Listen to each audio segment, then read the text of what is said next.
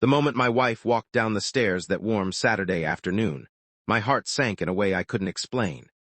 She wore a beautiful short floral dress I had never seen before, carried a small handbag, and looked strangely calm, almost as if she had already made a decision that would change both of our lives forever.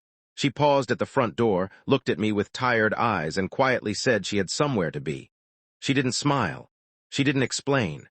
Then she walked away, leaving me standing in silence with 1,000 painful thoughts racing through my mind. After everything we had survived together, I feared that this was the day our marriage would finally fall apart. Before we continue, if you believe kindness, forgiveness, and second chances can change lives, please take a second to like this video, leave a comment telling us where you're watching from, share this story with someone who needs hope today, and subscribe to Kindness Legacy. Your support helps us continue bringing emotional stories that touch hearts around the world. For months, our marriage had been falling apart without either of us admitting it. My name is Adrian Mercer, and after losing my job during a company downsizing, I spent nearly 8 months searching for work while my wife, Nora Whitmore, carried almost every financial burden. I tried everything from temporary construction jobs to food deliveries, but nothing lasted long. Every rejection letter chipped away at my confidence until I barely recognized the man staring back at me in the mirror. Nora never called me a failure, yet I could see the exhaustion in her eyes every evening when she returned home. The bills kept piling up, the mortgage notices became more aggressive, and even simple conversations slowly disappeared. We still loved each other, but stress had built an invisible wall between us. We lived in the same house while feeling miles apart. That Saturday morning she had been unusually quiet. She cleaned the kitchen, watered the flowers outside, then disappeared upstairs for almost an hour.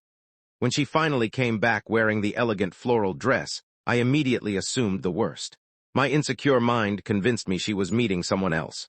Why else would she dress so beautifully without telling me where she was going? I wanted to stop her. I wanted to ask questions. Instead, pride kept me silent.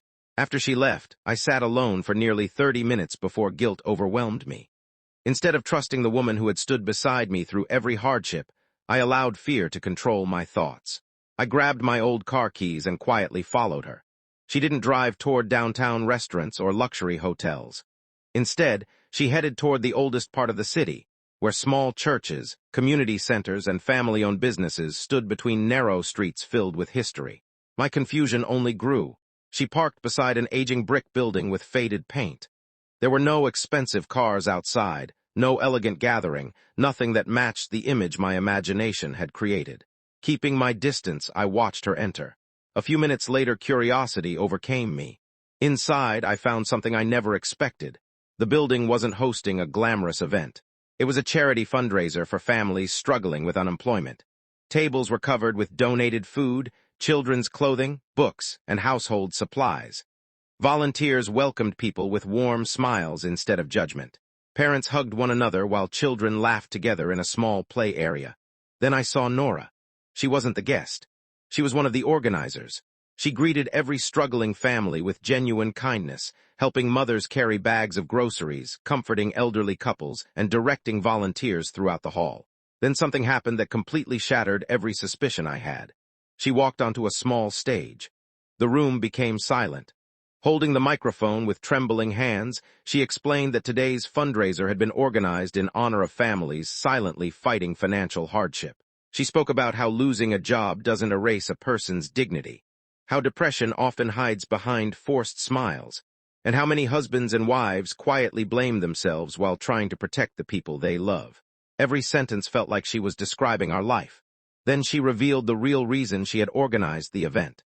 Several months earlier, she had secretly started volunteering after work because she realized countless families were suffering exactly as we were.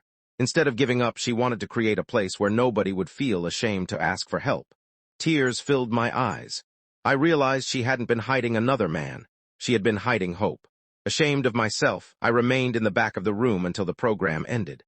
As people slowly left, one elderly volunteer noticed me standing alone and gently asked if I was Adrian. When I nodded, she smiled warmly. She handed me a sealed envelope. Nora had left it for me. My hands shook as I opened it. Inside was a handwritten letter. She wrote that she knew I had been blaming myself every single day. She knew my confidence had disappeared. She knew I believed she deserved someone stronger, but she never stopped believing in me. She explained that the fundraiser wasn't only for strangers, it was also meant for us. She wanted me to remember that difficult seasons don't define good people. Reading those words completely broke me. I cried harder than I had cried in years. For the first time since losing my job, I allowed myself to admit how deeply I had been hurting. When I finally looked up, Nora was standing only a few feet away. Neither of us spoke. Words suddenly felt unnecessary. She simply walked toward me and wrapped her arms around me. In that quiet embrace, months of fear, disappointment, misunderstanding, and loneliness slowly began to melt away. Driving home together, we talked honestly for the first time in what felt like forever. I admitted that I had followed her because I thought our marriage was ending. She admitted that she had hidden the fundraiser because she wanted it to become a surprise, hoping it would remind me that even during our darkest season, there were still people willing to stand beside us.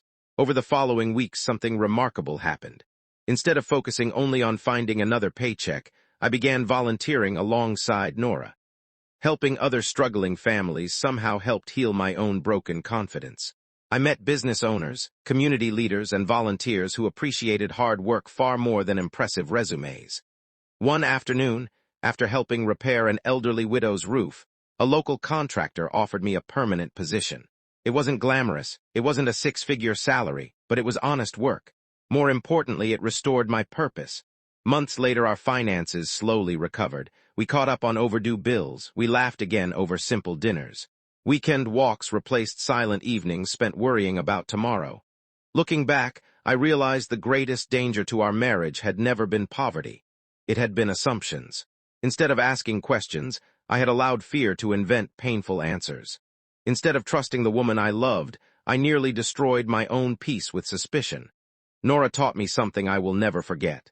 Real love doesn't disappear during hard times. It quietly carries the weight until both people are strong enough to walk together again. Today, every year on the anniversary of that fundraiser, we organize another event for families facing unemployment, illness, or financial hardship. Some arrive embarrassed. Many leave smiling.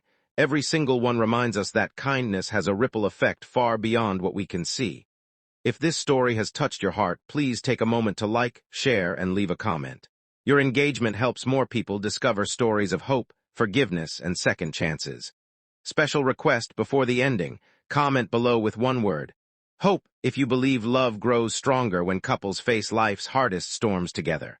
As I watched Nora lock the community center after another successful fundraiser, she smiled at me exactly the way she had smiled on the day we first met years ago. Only now I understood something I hadn't understood then.